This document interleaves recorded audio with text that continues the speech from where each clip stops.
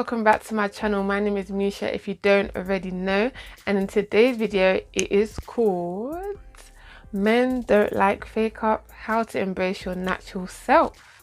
So without any further ado, without any further stalling, let's get into this and I hope you enjoy the video. Quick disclaimer. Makeup is fine, okay? Makeup is good. Makeup is okay.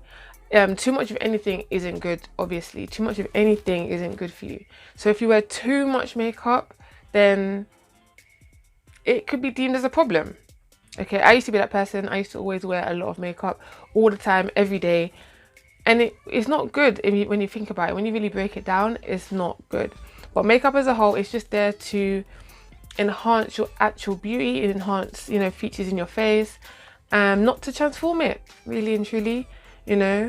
Men are worried that they'll meet a Sarah, but they'll wake up with an Abraham. That's what they're just worried about, and we don't need them to be worried. A woman from Mpumalanga, South Africa has been divorced by her husband on their honeymoon just a few days after their wedding.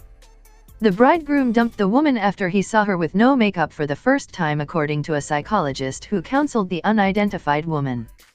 The 40-year-old groom divorced his 35-year-old bride, said the doctor, because the husband believed she did not look as pretty as before the wedding and accused her of deceiving him by using so many cosmetics, including fake eyelashes. Dr. Malipo, consultant psychologist, said that his clinic received a request from the woman to help her overcome her psychological suffering after her divorce. Reports are that the groom took his bride to Richards Bay for their honeymoon, where they had a swim, but the outing turned tragic when her face became wet and her makeup reportedly washed away. The groom said he could barely recognize his wife after the makeup was gone. The bride wore artificial eyelashes and had undergone cosmetic surgeries before the marriage. The couple, who had met on Facebook, had been engaged for 3 months. About things like that, what they see is what they should get, if that makes any sense. So this quick disclaimer: makeup is fine, makeup's okay. Don't get at me in the comments or anything like that. I'm just trying to help everyone embrace their natural self, because essentially that's what is good for us and that's what men like. So without any further ado, without any further stalling, let's get into this and I hope you enjoy the video. I have 5 tips on how to embrace your natural self. Okay, just 5 tips. So let's start off with point number 5.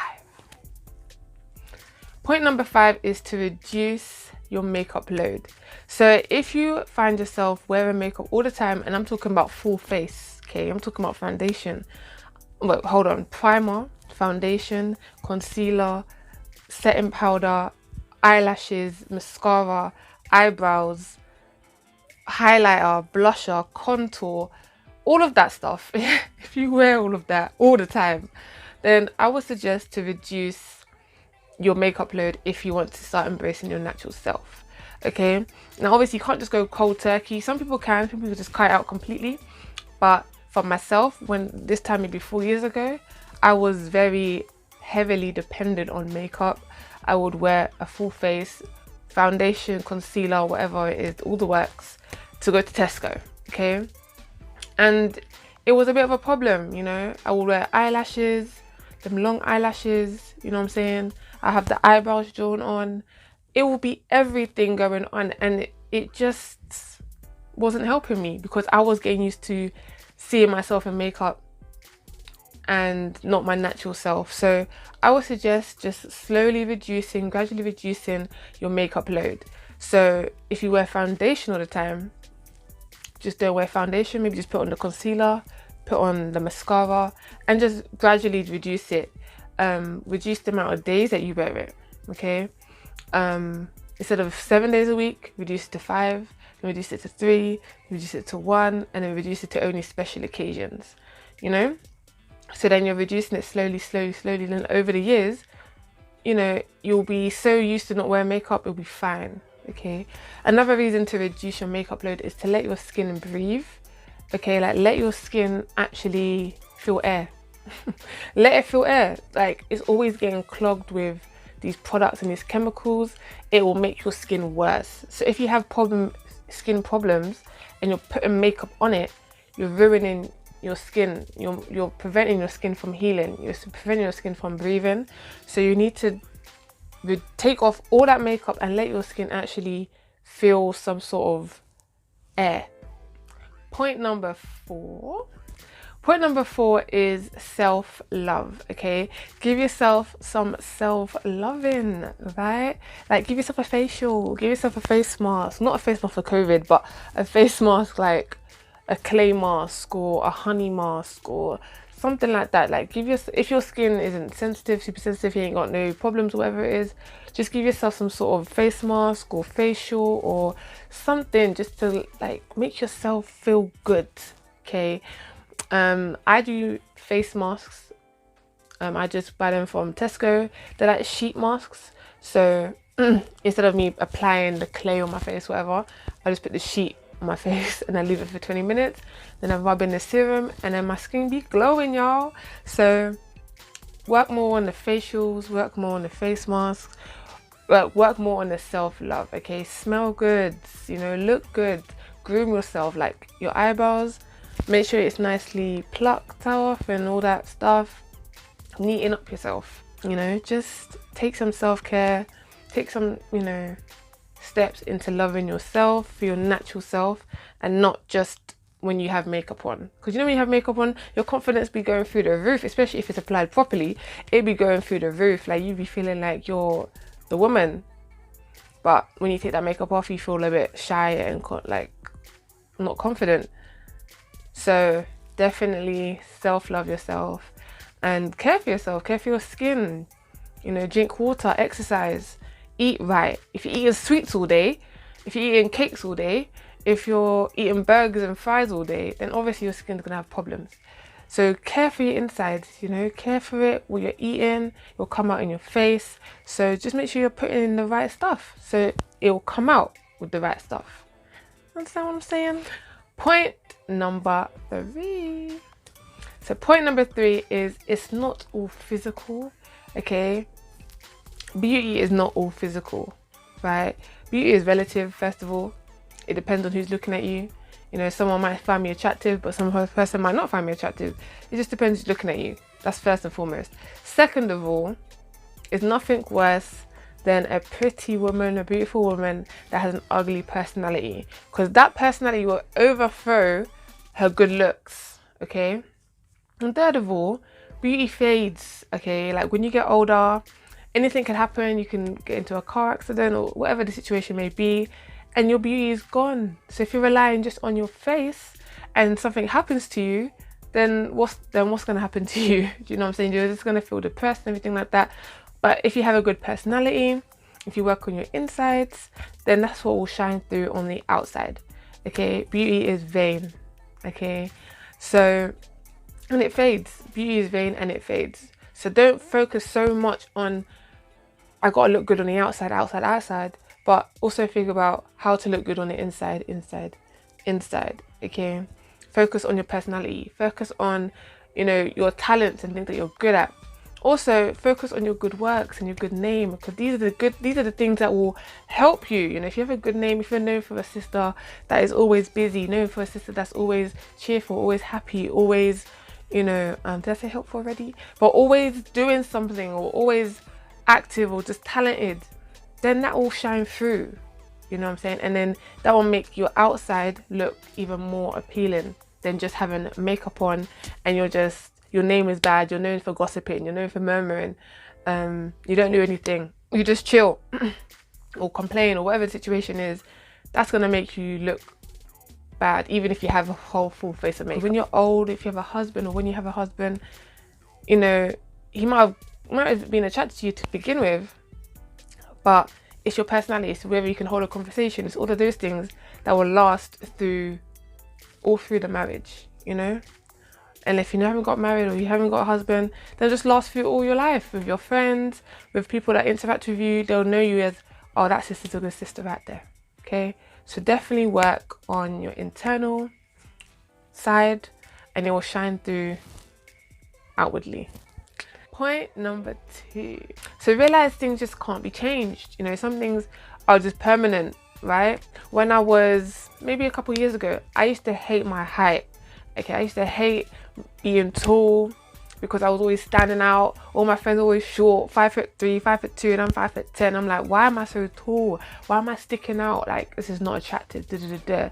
Or there's things on my face that I just didn't like, and I was like, why are they there?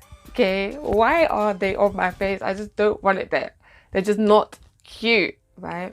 So I used to always think these things about myself, and always think, you know what, I wish I was shorter, or I wish I didn't have this, I wish I didn't have that, I wish I had this instead, I wish I had a better body, I wish I did all the stuff I used to think about in my mind, and it will consume me, you know. I would actually just start disliking the things that I can't change. So what was the point of me doing that? What's the point of me saying, oh, I don't like my height? What, me saying that it's not changing anything? I'm still 5'10", even if I don't like it. So instead of me complaining about it, I have decided to embrace it. Okay, I've decided to say, you know what, I actually can't change my height, so let me start loving it, because I'm stuck with it for the rest of my life. Do you understand? So I would start to walk tall now. Like, instead of hunched over, I would walk tall. I would walk proud of my height. Even though my friends may be 5 foot nothing, okay, like most of them, no offense, are, then I'll be standing out, which is fine, you know. Sometimes I didn't like that attention. I didn't like the fact that I was just so different in that way, but I've realized that I can't change. I need to just embrace it. I need to love it, because everything happens for a reason. I was made this way for a reason. Okay, so that will be my point number 2, is just to realize the things that you can't change, and literally just love them. You know, you can't be mad at the potter, which is the Lord. You can't be mad at him, because he made you this way for a reason. He crafted you in this beautiful, unique way that no one else looks like you. Even if you're a twin, no one else looks like you in the world. So he's crafted you specifically like this. So it's for you to literally embrace what you're like, okay? That's what I would say. Embrace it, love it, and just thank the Most High that you have it, because someone out there could be praying for what you have. Do you know what I'm saying? Someone could be praying for what you have, and you're just trying to throw it away, you know. Also, what you might deem as unattractive, what you might deem as not cute, someone else would find it attractive, someone else will find it cute, someone else will love it. You know, you might be like, oh, I just don't like my height, and someone will be like, I love your height is amazing. So don't be mad, don't be angry, just love yourself for who you are. And it's a gradual process. It's not just going to be like, I'll wake up one morning and I just love myself. It's a process, you know. You gotta be consistent with yourself, you know. Tell yourself all these nice words. Tell yourself that these things can't be changed, and thank you God for my height. Thank you God for this stuff on my face. Thank you God for everything that's going on. Thank you, and I appreciate you, because someone out there is praying for something that I have that I'm taking advantage of. So yes, that is my point number 2. So point number 1, we made it to point number 1. If you made it this far, then make sure you subscribe. Like, I don't know what you're doing. Subscribe, comment, like, all of that, share it already. But yeah, I digress. Point number 1 is, do not compare yourself to people in the world, okay? Don't compare yourself to people in the world. Like, you might be scrolling through Instagram, Twitter, Facebook, TikTok, Snapchat, YouTube, and you might see a woman, a sister that is just, in your eyes, the most beautiful woman in the whole entire world. You're like, damn, she's so pretty. Oh my God, like, why? Why didn't I not look like her? Like, why do I not look like her? But you can't be envious or jealous of people that you see on social media, because you don't know them. You don't know how they got there. You don't know what they had to pay or might not pay, but whatever the situation is, you don't know how they got there. You can't be wishing for something that you don't know how they got there, right? This woman could have the most curvaceous body, right? And you have more of a straight figure, and you're like, oh, why can't my body be like her? You don't know, she might have to go under some needles and plastic being stuck up there, and you don't know the pain she went through. Everything like that is, you don't want to wish that on yourself, especially because you don't know what she's been through to get to that position, or what her mind state is to get to that position. Do you know what I'm saying? So don't compare yourself to people in the world, right? That'll be my first point. My second point of that is to compare yourself to our foremothers in the Bible instead, right? So we have beautiful foremothers in the Bible: Esther, Susanna, Judith, so many beautiful foremothers in the Bible, and we should compare ourselves to them instead, right? You need to say, okay, do I have, you know, sweet words? Do I have a nice tongue? Am I kind? Am I helpful? You know, am I submissive? Am I quiet?